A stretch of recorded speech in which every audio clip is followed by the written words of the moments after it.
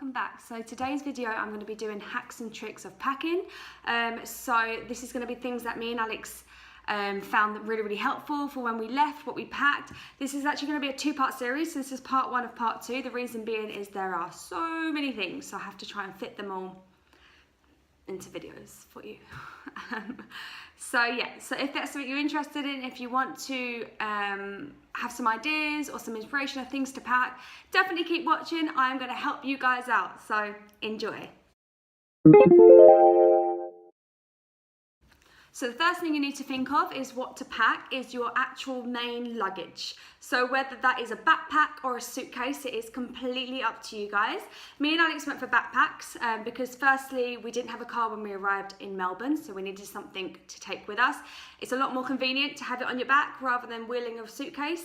Also, when you're staying at hostels, it is a lot easier to have a backpack and your backpack in. So backpacking, makes sense. It makes you feel a little bit more backpackery. I'm just going to make up words here. So we chose the Mountain Warehouse Extreme rucksacks. I'll put a picture right here for you. Now the reason we chose this backpack is because one primal reason, actually many, but one main reason, and that is because it has a zip on and zip off rucksack. So you see a lot of people on your travels who have a backpack on their back and then the rucksack on their front, and they just look like a walking rucksack, backpack, walking luggage. So this one, you actually have your backpack and then your rucksack zipped onto it, and it's secure. So it's a much more easier. And you also get 2 for 1. So I know which one I'm going to be buying. So yeah, so I definitely recommend them ones. We were advised to get these ones by friends as well. So if you guys have a choice, definitely check them ones out. Also, keep an eye on the shops, especially around Christmas time. We got a really good discount. I think we paid like £80 each for ours, and they were originally like £150, so great deal. Keep your eye out, I'd recommend those ones. So once you've got your backpack or your suitcase, your second thing is what you're gonna put your clothes into. Now you might be thinking, Heather, I'm just gonna shove them straight in my backpack. Nah. You're gonna have these beautiful things called packing cubes. Now these are awesome, so you get them in all different sizes. Now what you can do is you put clothes into each one. So I would, for example, put my trousers in these ones, and they have a little handle, and they're all zip, and they're very secure. And then my tops in these ones, and then my underwear in these ones. They make your life backpacking, especially in hostels, so much easier. So I will 100% recommend getting them, because when you get to a hostel and say, for example, you're only staying there for one night, rather than diving, can't speak today, rather than diving into your backpack, you can literally just pull the packing cubes out, unzip them, and take a piece of clothing that you want. Now these ones are the Homdocs ones. I think I'm saying that right. We got these on Amazon, and I think they were, I think they're like £25, but you also get a little toiletry bag as well, and they're really sturdy material, so they won't break. So I'd recommend those ones. But yeah, there are loads on the market, so keep your eyes out. So next up, we have something that I was actually recommended to by one of my brother's best friends, Joe. So Joe, if you're watching, thank you. Shout out to you for this one, because he actually travelled Australia just before me, so gave me loads of ideas. Now this is called a Pegless washing line.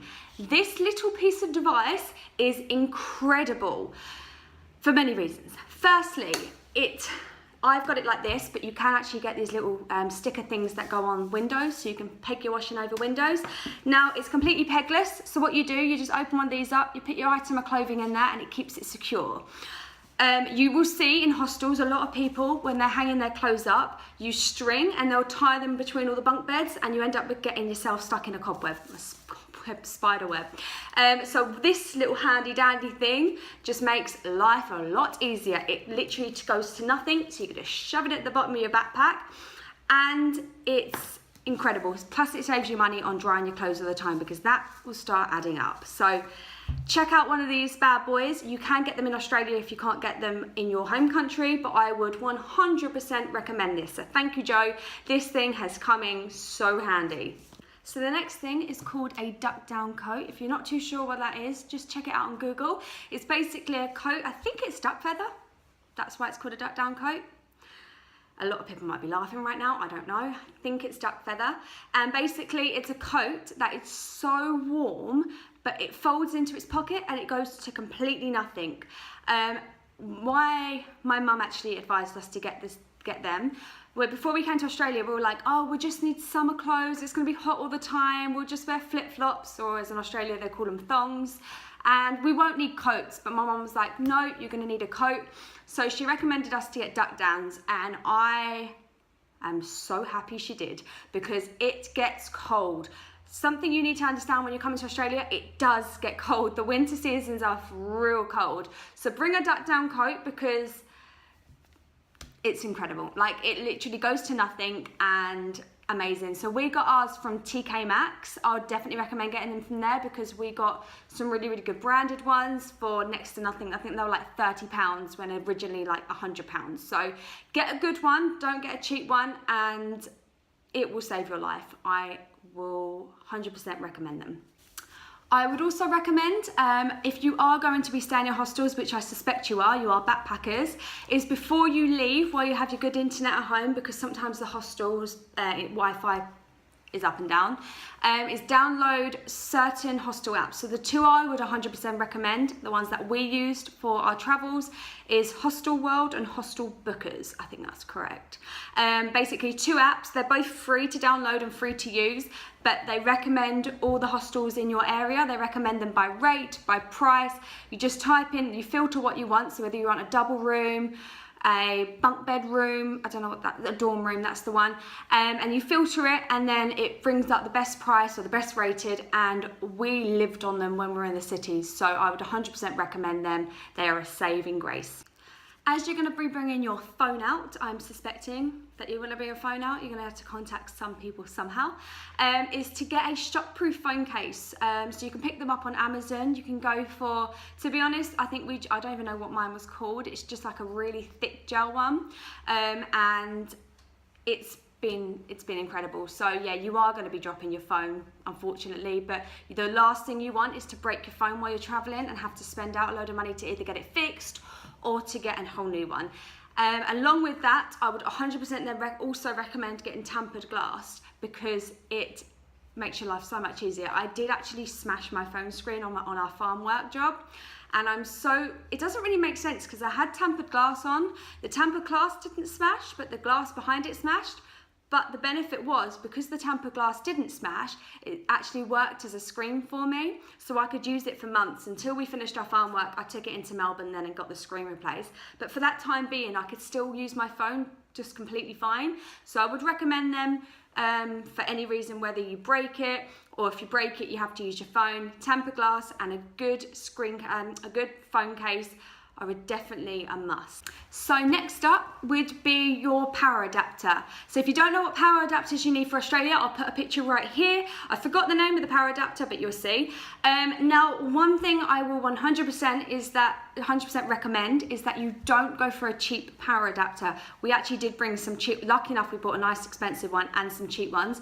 The cheap ones just broke. They were useless. So spend some money on getting a good one, because you're gonna use it every night, whether that's charging your phone, if you're a girl, whether you're gonna be blow drying your hair, just whatever really you're gonna need for electricity. So I'd recommend spending out some good money. You can actually, if you forget to get one before the airport sells really good ones, so I'd 100% recommend the airport ones. But yeah, don't go stingy on your power adapter, because you are going to need a good one. So that's something I'd recommend spending a little bit more money on. Now this next one is completely optional to you. It's just because I'm quite OCD when it comes to hygiene. So what we did was we brought out pillowcases with us. So you don't need to go out and buy the most luxury, beautiful pillowcases. Nope, we just popped to a place called Primark, which is in the UK. You guys in the UK will know is a really, really quite cheap shop. But yeah, wherever you're from, you can get pillowcases, I'm guessing quite cheap. If not, you can grab them here in Australia. You can go to Kmart or Target and pick up a set of pillowcases quite cheaply. So we bought out a set of 2 pillowcases each before we came, and thank God we did, because the hostel pillowcases can smell, and you don't want to sleep with your head on a smelly pillowcase where you're smelling the last person's head from the night before. Not so great. So yeah, just bring out a pack of 2 pillowcases, and then just pop them on, and then once you finish with it, you can put that one in the wash with the rest of your clothes and put the new one on. Honestly, it was a saving grace for us, but again, that one is completely optional. It doesn't take up any room in your backpack if you do decide to do that, but it's down to you guys. So this next one I'd advise is actually not optional. I would definitely tell you guys you should get these. I'd advise you to get them, and that would be a little first aid kit. You can pick these up anywhere cheap. I think we got ours from Poundland, so nothing. You don't actually get anything in the ones from Poundland, but you can fill them up yourself. So yeah, just fill them up with stuff like band-aids, bandages, paracetamol, ibuprofen. I think there's also a cold and flu sachet in here. Probably some cold and flu tablets in there as well. Just because these are basic stuff you need. You're going to need paracetamol. You will get the odd headache every now and then. Band-aids / plasters. You will definitely need those, and cold and flu sachets / tablets you will need because of the temperature change in Australia. So you'll find that you might get a lot of colds. So I will 100% advise you guys get those. So these next two things aren't actually things you can buy, they're not objects, but they are things that I will definitely advise. Now the first thing is to take a photo and save it to your phone of your passport. I'll say that again, take a photo of your passport and save it. Save it on your phone. Send it to your family members, send it to your friends, your parents. Make sure there is a copy of your passport in case you lose it, because you will need proof of it. Also, in case you do need to get contracts, if you're out and about in Melbourne, Sydney, any of the cities, or out and about full stop, and you need to get a contract on your phone, or you need your bank to set up a bank account, then you will need your passport number. So if you have it on your saved on your phone, it will just make life a lot easier than carrying it around to risk losing it. Now the other thing is also to make sure you are splitting your money up. Split your money up. So obviously you will have cash on you, so make sure if there is two of you, have a bit each, and make sure they're split up around places. So if you have some in your rucksack, some in your little side bag, or unless you've got a little bum bag. Also your bank accounts, do not put all your money in one bank account. So save some money still in your English bank account. If you have a travel card, put a little bit in there. And obviously when you get to Australia, you have the money in your Australian account. Just make sure it's split up a little bit, because if you do get your money hacked into or you lose anything, then at least you know you've got something to fall back on. So yes, make sure you are splitting your money up and saving a picture of your passport. Okay guys, so that's all of part 1 done of hacks and tricks to pack in your rucksack or backpack or suitcase. Part 2 will be coming very, very shortly, and that will just be some more things that we've packed that I couldn't unfortunately fit on this video. But yeah, I really, really hope you guys enjoyed it. If you do have any more ideas, or you want me to explain anything a bit further, just pop it down in the comment box below. I'll be more than happy to help you guys out a little bit further. But I really, really hope I was able to answer some of your questions, or have given you some ideas to pack stuff in your backpack. But yes, I really hope you enjoyed, and I'll be back very soon. I'll be looking forward to going on to part 2 with you. Thank you for watching.